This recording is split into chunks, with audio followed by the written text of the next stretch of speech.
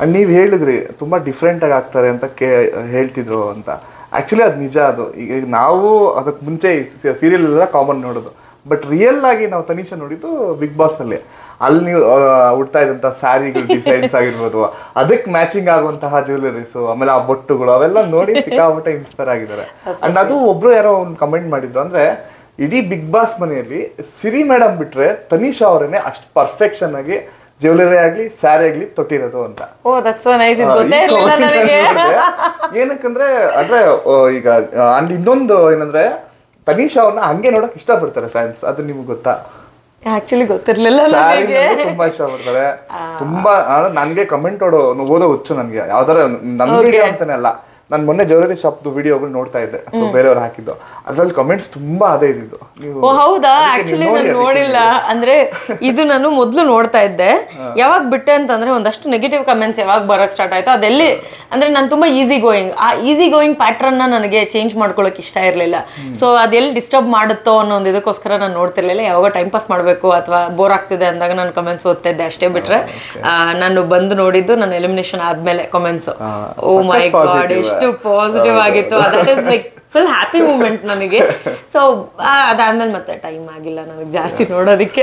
ಈಗ ಫುಲ್ ಬಿಸಿ ಇದ್ದೀರಾ ಬಿಡಿ, ನೀವು ಶೋಗಳು ಬೇರೆ ಹೋಗ್ತಾ ಇದ್ದೀರಾ ಇತ್ತೀಚೆಗೆ ಜಾಸ್ತಿ. ಆಕ್ಚುಲಿ ಬಿಗ್ ಬಾಸ್ ಹೋಗಿ ಬಂದ್ಮೇಲೆ career wise yes I can see a great improvement.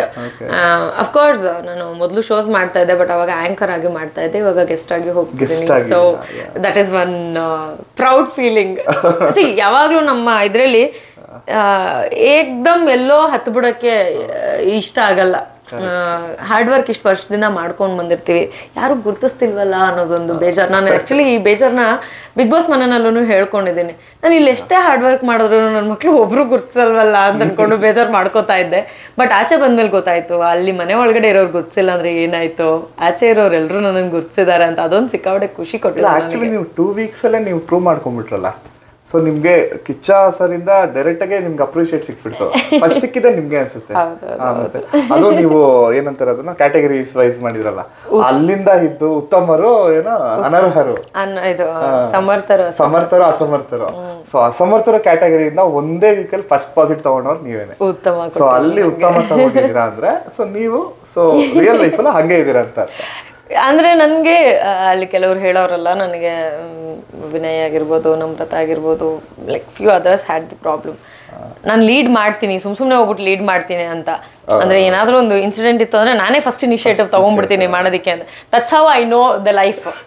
ಅಂದ್ರೆ ಯಾರು ತಗೊಂತಾರೆ, ಅವ್ರು ಏನ್ ಮಾಡ್ತಾರೆ, ಅವ್ರ ಡಿಸಿಷನ್ಗೋಸ್ಕರ ಕಾದಿದ್ದು ಅವ್ರ ಅಕಸ್ಮಾತ್ ಅಲ್ಲಿ ಬೇಕಾಗಿರೋದನ್ನ ಮಾಡ್ಲಿಲ್ಲ ಅಂತಂದ್ರೆ the time is waste. And ಅಲ್ಲಿ ನಮ್ಗೆ ವೇಸ್ಟ್ ಮಾಡಕ್ ಏನಿರ್ಲಿಲ್ಲ, ಒಂದು ಟೈಮು ವೇಸ್ಟ್ ಮಾಡಕ್ ಆಗ್ತಿರ್ಲಿಲ್ಲ, ಇನ್ನೊಂದು ಇರುವಂತ ಪ್ರಾಡಕ್ಟ್ಸು, ಇಂಗ್ರೀಡಿಯೆಂಟ್ಸು ಅಥವಾ ಸ್ಟಾಕ್ ಅಂತ ನಮ್ಗೇನ್ ಕೊಡ್ತಿದ್ರು ಕಿಚನ್ಗಾಗ್ಲಿ ವಾಟ್ ಎವರ್, ಅದು ವೇಸ್ಟ್ ಮಾಡಕ್ ಆಗುವಂಥದ್ದಲ್ಲ ಅದು. ಸೊ ವೇಸ್ಟ್ ಮಾಡುವಂಥ ಮನ್ಸು ನಾನು ಎಲ್ಲೂ ಮಾಡಲಿಲ್ಲ.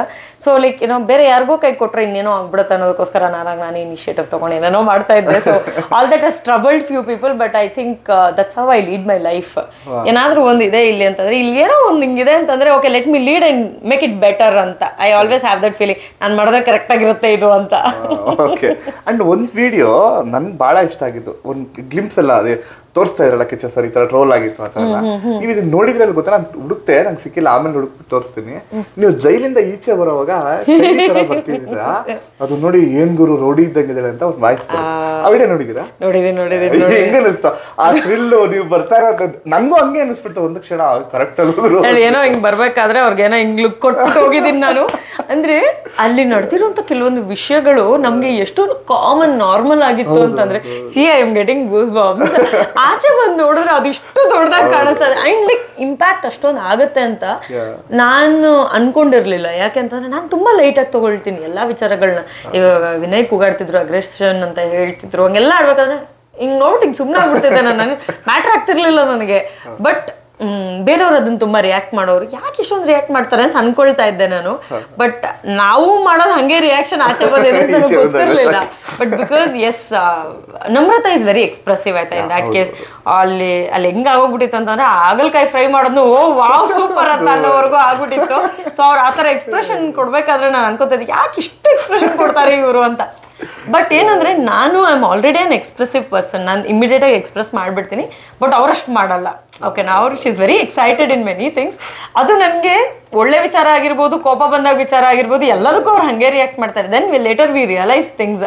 ಒಬ್ಬೊಬ್ರು ಕ್ಯಾರೆಕ್ಟರ್ ಒಂದೊಂಥರ ಇರುತ್ತಲ್ವಾ, ಒಬ್ಬೊಬ್ರು way of telling, expressing is different ಅಂತ. That's why we are very good friends outside. ಇವಾಗ ನಾವು ಅಲ್ಲಿ ಏನೇ ಕಿತ್ತಾಡಿರ್ಬೋದು, ಏನೇ ಮಾಡಿರ್ಬೋದು, ಬಟ್ ಒಳಗಡೆನೂ ನಾನು ಹೇಳಿದ್ದೀನಿ as a person I really like her.